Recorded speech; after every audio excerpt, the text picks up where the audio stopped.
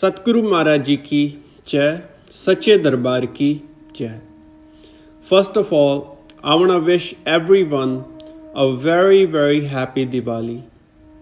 Yesterday, all over the world, millions of people celebrated Diwali, Festival of Lights. People exchanged gifts, new clothes, they light up candles at their homes, and they worship Mother Lakshmi, which is a goddess of prosperity, and Lord Ganesha, Lord of divine wisdom. Because without wisdom, if you receive prosperity, if you receive money, name, fame, one is unable to handle that.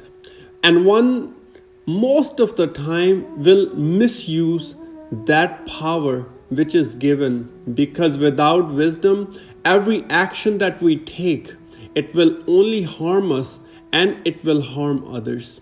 So, in order to gain success in this world, one must possess divine wisdom, and that is why at Diwali, people worship Mother Lakshmi along with Lord Ganesha. So we have the wisdom to withhold that prosperity, withhold that power that we will receive in life, so right actions may be performed, so we move forward and towards our destination, not far away from it.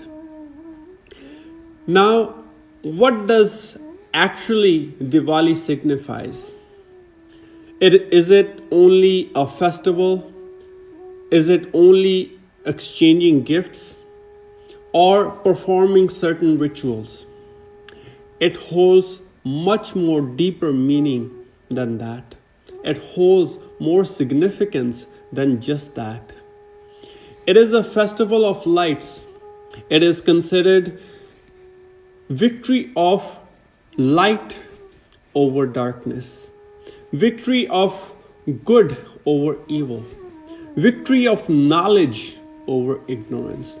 Because that is the day when Lord Rama returned from 14 years of exile, killing the demon Ravan and bringing his wife Sita back home. And he returned to his kingdom. But on this day, many historic events took place. It holds great significance in Buddhism, in Jainism, in Sikhism, and also in Hinduism. This is a very auspicious time where one can reflect upon what life is all about. Just celebrating outwardly does not change us at a personal level. It doesn't bring any change within our own selves, which will take us towards what we're seeking: happiness, peace, tranquility, and prosperity. Now, just by lighting a candle outside, is it going to change anything within? Just performing certain rituals outside, is it going to change you as a person and bring any upliftment in your own life? Now we possess all of these things within us. We have light and we have darkness. We have ignorance and we have knowledge. We have goodness and we have wickedness, negativity, evil within our own selves. Now it is up to us which energy holds more control over our actions and our life. Do we feed the negativity more than the positivity? Do we let the negativity win when we are living day-to-day life? Do we let our goodness be suppressed by our wickedness? Do we let the light get stored up in the corner and let the darkness take over? Or do we live our life in ignorance instead of living life full of knowledge? Now, what do we feed? The knowledge or the ignorance, the light or the darkness, the goodness or the evil. It is up to us. But this festival teaches us to feed the good, to expand the light inside, to expand the truth, the goodness, and the knowledge within, so our life can become fruitful, so we may take advantage of this rare opportunity as a human beings and free ourselves from all the pain and suffering. Now, if one wants to increase the light within, one wants to increase the goodness within, if one wants to increase the knowledge within, how do we go about it? And our scriptures beautifully guide us. Our saints and sages over centuries have given us guidance how we can accomplish this. And they all say, find an enlightened master. Find a guru, a teacher who is free from all of this and can give you a way or give you a path on which you can also free yourself from all of this. So, in order to accomplish all of this, goodness, light, knowledge, one needs a guru in their life who will ignite that fire within, who will open the door, who will open the gateway so we can travel within where we need to do the real work. Now, lighting a candle outside, what does that signify? It signifies that we also have that light inside. But that candle is not lit until a guru gives a spark to the wick of that candle. Only then that candle will be lit and the darkness will be eradicated. Because when there is no light, darkness will automatically exist. Because what is darkness? Absence of light. So when that candle is not lit inside, there's no way that darkness can be expelled. So the moment the guru will light that candle inside, by opening the third eye, one will see that and witness that and experience that light within their own body. And when one practices meditation and focuses on that light will expand. And the bigger the light will get, the smaller the darkness will get. That knowledge will increase inside. The wisdom will increase. The goodness automatically will enhance. And then your actions and your thoughts and your intentions will improve. And you will be able to see clearly what this life is all about. Because this life is to liberate. This life is to free the soul from all the bondages. This life is to attain moksha. This life is to attain bliss and experience bliss in our own lives. So first of all, we need a guru in our life who can give us that divine knowledge, who can open our third eye and make us see that divine light within. And then it is disciples' duty to follow the words of the Guru, to follow the guidance that Guru gives. And what does Guru says? To meditate. And through meditation, eradicate the negativity within and enhance the goodness and increase the divine wisdom. And when one follows on that path, we go step closer to our destination. And that is liberation, that is bliss, that is happiness, that is just freedom from all the bondages. But while walking on that path, it's not a switch on and off. It is not one day you're ignorant, next day you are full of wisdom. It is not one day you dwell in darkness, the next day you dwell in light.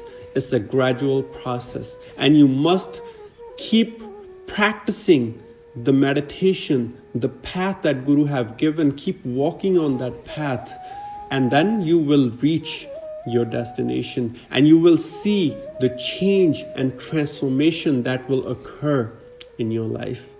While walking on that path, you must surrender. You must realize that Guru is your sun, and you have to become like the moon so you can absorb all the light that he has to give, all the divine qualities that he possesses, so you can absorb them and uplift yourself. Once there was a guru who had many disciples, and they were living in the ashram. They were all initiated, and they were putting efforts to uplift themselves. But then a new disciple came in who got initiated, who was very enthusiastic, and who wanted to really make a difference in his life. And he started meditating, started living and serving in the same ashram. His efforts were so hard and so sincere. The transformation was very fast and rapid in his life. And seeing the efforts and seeing his love and devotion growing and his transformation, Guru was very pleased with him, and he would give him extra attention. Seeing this, the other disciples were a little shocked that we are here for so long and he's getting a special attention from the master. And they became a little bit jealous. But then they would remind themselves that jealousy is not good. It will only harm us. Anger that we have will harm us. So they would try hard to fight that emotion, that feeling inside. But eventually that feeling kept growing because they kept contemplating on that. And that envy, that jealousy, that anger kept growing inside. And eventually one day they all got together and they decided to take matters in their own hand and release their anger by beating that disciple up. So one day they got together and they beat that disciple very severely. Next morning, the news of that event reached the master, and the master called that disciple and asked what happened and who did this act. That disciple exactly knew who did it. They were sitting right there in front of the Guru as well. But that disciple said, "Master, it was all me. It was my fault, maybe my karmas, that I got this pain in my life. So forgive them." He had so much love and compassion in his heart that if I will reveal who it was, the Guru will punish them or even get mad at them, and it would hurt their feelings. So in order to protect them, he said, "Master, it was my fault. It was my karmas that I got this pain. So forgive them and let it be." Master knew exactly who it was and what happened and how it happened and what was the reason behind it. So in front of everyone, he lifted that disciple from his shoulders and he embraced him. And he told everyone that this is the reason that my attention goes more towards him, because he became like the moon and he absorbed all my divine qualities, the love, the compassion that I have, that I possess. He absorbed it all, and he is radiant with that light. He emits the same light that I possess. And that is the reason I give him more attention, because I cannot help it. And if you had listened and followed my words, you would have become just like him, long time back. But because you lack your efforts, instead of putting more efforts to become like him, you developed a negative emotion within your hearts, and you kept feeding that emotion, and that emotion grew so much that you performed such a great sin of beating a devotee in my ashram. Hearing these words of the Guru, those disciples realized the mistake that they made, because they were there to become like the moon and absorb the qualities of the Guru. Instead, they fed their own negativity and they went further away from the Guru. Because it is up to us what we want to do, which emotion, which negativity or positivity we want to feed in our life. So Diwali holds great significance if we want to improve in our life. We all have shortcomings, we all have weaknesses. But only if we can increase our goodness, if we can increase our wisdom, if we can increase our divine qualities so much that those shortcomings will become insignificant. Take an example of a rose. Rose possesses on a stem so many thorns, but still it holds so much value. We buy them, we give them as gifts. Why? Because the rose possesses so much beauty and fragrance that we disregard the thorns that it has, but our eyes are always fixed on that beauty, on that redness, or on those colors and the fragrance. So if we can increase the goodness so much within ourselves, then the shortcomings, the weaknesses that we have, they will become insignificant in our life and in other people's eyes. So let us become a flower. Even if we have shortcomings, they will not matter. And if we stop improving, then we will just live our life like a thorny bush, which will give only pain to others. Those who will come close, it will prick them, it will hurt them, and bear no fruit and no beauty at all.